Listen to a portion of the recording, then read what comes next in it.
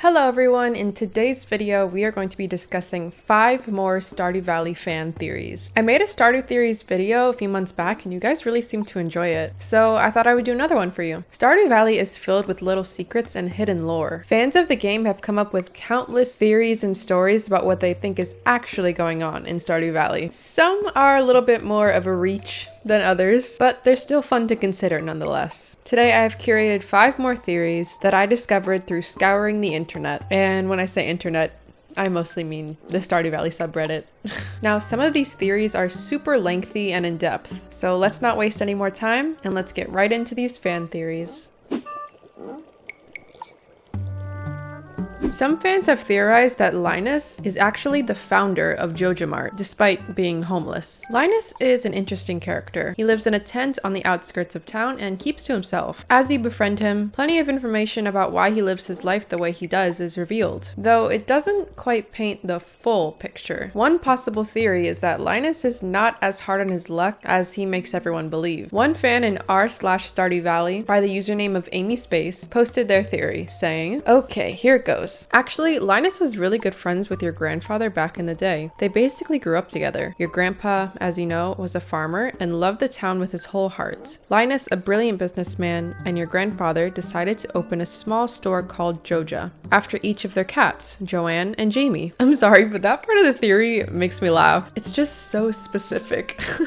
Your grandfather truly had a gift for always producing the best quality goods, and they quickly became a huge success. Unfortunately, Linus became greedy. He wanted to expand Joja and leave the valley, but your grandpa wanted to stay. This was his home. Everyone he loved was there. His beloved crops and animals. He knew he could never leave. Linus was angry and in the end chose the business over their friendship. He eventually sold the company, making millions, while your grandpa stayed in Stardew doing what he loved. When news about your grandfather's illness started to spread, Linus came back. After he passed, Linus hiked into the mountains and pitched a tent, where he still lives to this day. He comes to town every once in a while to needlessly scavenge for leftovers, but the truth is, he's always looking out for you, making sure the farm is safe, and paying you too much money for simple tasks. He's honored to look after the predecessor to his old friend's legacy. And Morris is just some corporate dickhead ruining the store since Linus left. This theory would explain how Linus is able to pay the players so much money for certain items and tasks.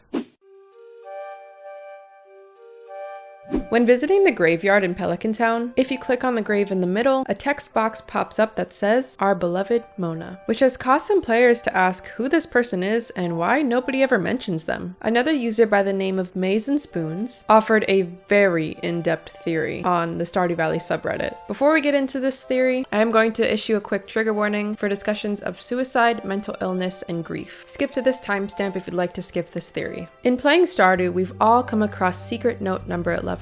While less exciting than our note leading to the solid gold Lewis or the bush escapades, Secret Note 11 provides a crucial clue to what currently stands as Stardew's most open question: who is Mona? For a refresher, Secret Note number 11 outlines 2 people who look very similar to Marnie and Jazz, while being a grainy sepia image meant to signify that the image is older and outdated. Given Jazz's age, it's highly unlikely that the person meant to represent her in the photo is actually Jazz, as this photo is likely to have been taken in Marnie's barn prior to Jazz being alive. However, Marnie's presence in Secret Note 11 is plausible, as we know she's old enough to have consenting relations with Mayor Lewis and is the eye of affection for Marlin. If it's plausible to theorize that Secret Note 11 is Marnie, then who's meant to be Jazz? To that, dear Stardew Valley theorists, I give you Mona. Mona is Marnie's little sister, present during her childhood in this photo, and as a result, Shane's mother. Let me explain. We do not know how old Mona was when she passed. However, given that Abigail visits her on Wednesday nights, we know that Mona must have been alive recently enough to have had a relationship with Abigail. Perhaps rather than being Abigail's mystery parent or the witch, as others have theorized, the relationship was more simple. Abigail, while regularly out wandering Cindersap Forest as her mother used to, would walk by Marnie's and see Shane with his mother,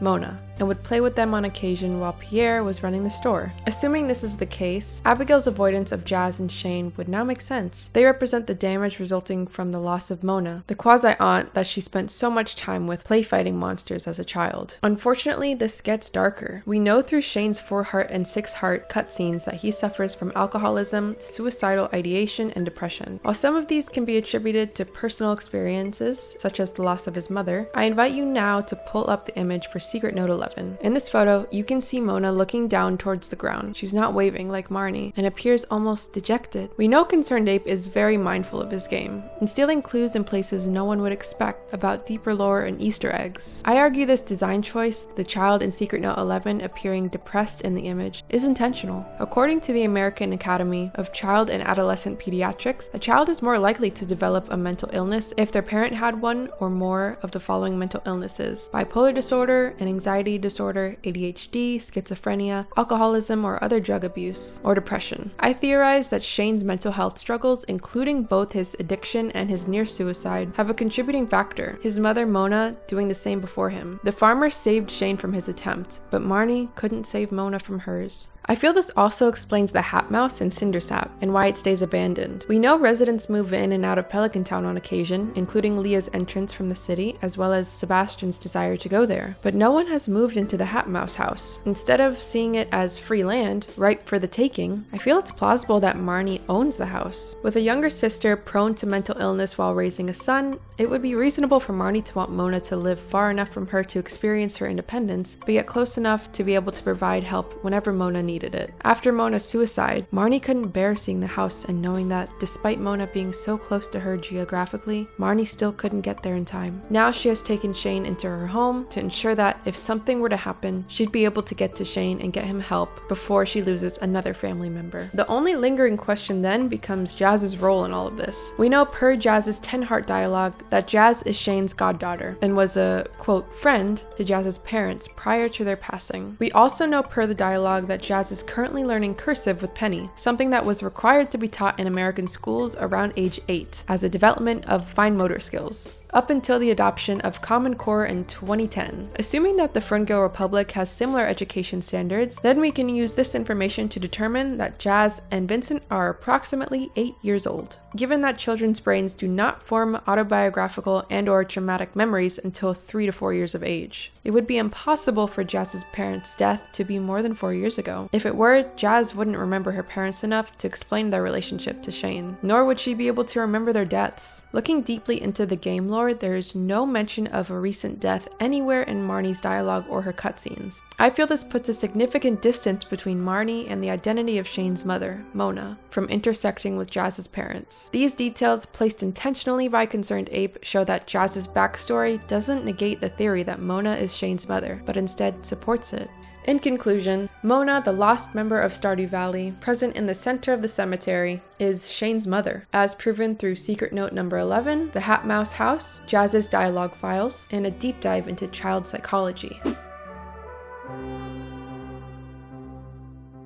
Mr. Key is a mysterious stranger who is only encountered if sought out. Some fans have theorized that Mr. Key is supposed to represent the one and only ConcernedApe, otherwise known as the creator of Stardew Valley. User unique username _1024 on Reddit states some compelling evidence to back up this theory. Without a doubt, the most mysterious character in Stardew Valley is Mr. Key. That's saying a lot, considering we have a magical wizard, a psychic, a shadow, and a dwarf, and many others. But Mr. Key is definitely the oddest of the NPCs we meet in this game. That of course prompts the question, who is Mr. Key? I think I have the answer. Mr. Key is supposed to be a stand-in for ConcernedApe himself. Think about it. Mr. Key implies he's aware of the fourth wall. He has mystical powers, he's omnipotent, and he's everywhere. For example, take the following selection of his quotes. "There's more to this world than meets the eye, kid. Someday you might understand. For now, just keep striving for excellence in everything you do. I got to where I am through the force of pure willpower, kid. You see, the mind is a very powerful tool. In fact, it's the most powerful tool in all of reality, and beyond. I knew you'd end up here someday. Of course, I had to make it a little difficult, so you'd have an incentive to achieve excellence." These imply that Mr. Key is aware of and able to control the fabric of the world. He's able to use his mind and willpower to shape things, which is exactly what ConcernedApe does through coding. He makes things difficult to incentivize the player to keep going, a core tenet of game design. He knows that there's more than meets the eye, which implies he's aware of something that our character is not. Could this be the fact that we're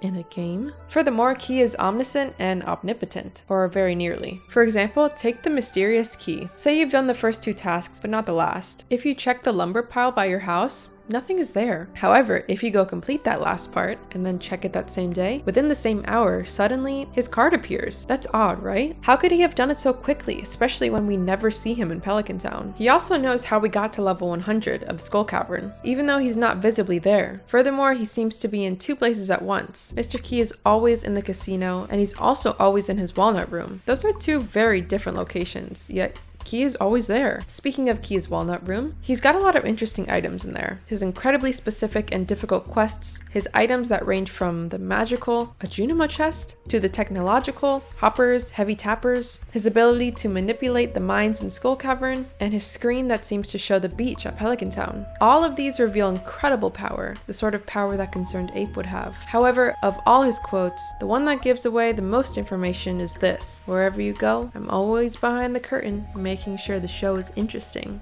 Ha ha ha ha." Or am I? He's admitting that he controls everything. Who else controls Stardew Valley, works behind the curtain, and always makes sure the game is fun? None other than its creator, ConcernedApe himself. Furthermore, Mr. Key's story lines up with ConcernedApe's as well. We don't find out much about Key's life, but he does say, "I was born an ordinary boy, but I made a decision early in life that I would become extraordinary." According to Wikipedia, ConcernedApe doesn't seem to have been anything notable as a kid. A video game fan, but that's kind of it. However, today, he's worth millions of dollars and created a game that is, without a doubt, extraordinary. Leah is the local artist of Pelican Town. You may be familiar with the statue she gives you if you get to know her well enough. You receive her statue at her 6 Heart event, to be exact. The sculpture is titled, "How I Feel About Farmer's Name," and at first glance it might just look like an abstract piece of art, but it's actually believed to correlate with the secret locked boxes hidden in Pelican Town. There are a number of boxes located around Pelican Town, and their specific locations can be revealed if the player stumbles upon what the community has come to call an incomprehensible lost book. While it initially may just look like gibberish, stringing together the first letter of each word will reveal the location of 3 boxes: a brown box north of the blacksmith, a metal box in the back of the Stardrop Saloon, and a chest in Vincent's room, and what goes in each of them. And it's not been officially confirmed, but it's thought that the box behind Jojamart and Mayor Lewis's plant box can also be interacted with similarly, but no one has figured out what item, if any, goes in them. Inside these secret boxes are more abstract statue creatures. It's entirely possible that these creatures are also Leah's creations that she hid around the valley. Essentially, the statue that Leah gifts the player is in the shape of a loop, and when that loop is put over the Pelican Town map, the main portion that consists of the saloon, Pam's trailer, the blacksmith, and so on, it crosses over the locations of those 3 established boxes, as well as the 2 that haven't been confirmed to work. It could just be an odd coincidence that the loop of Leah's statue happens to pass over the 3 boxes when overlaid on the map of Pelican Town in a specific way. But you know what they say, there's no such thing as a coincidence. I think most Stardew Valley fans have heard the theory that Abigail is the wizard and Caroline's love affair child, but there's also some evidence to support the idea of Emily being the wizard's true daughter. For one, Emily and her sister Haley look nothing alike and are pretty much polar opposites. Haley has blonde hair and blue eyes, while Emily has blue hair and purple eyes. Purple eyes are significant in this case because guess who else has purple eyes? That's right, the wizard. But that's not all. If you've ever gotten to know Emily in your playthrough, you may know that she has an affinity for magical abilities. She knows what the rain spirits are and explains them to the player on a rainy day after you marry her. She can also produce illusions that the player can see during her cutscenes. Plus, the wizard tells the player that he has been secretly searching Pelican Town for a new wizard apprentice. It's thought that while the wizard was looking for an apprentice, he discovered Emily, and that is when he began to wonder if he might have a daughter in the village. And that, my friends, is all I have for this Stardew Valley fan theories video. Be sure to check out my last Stardew Valley theories video, and thank you so much for watching. We are dangerously close to 1,000 subscribers, so don't forget to hit that subscribe button, give this video a thumbs up, and I will see you in the next one. Bye!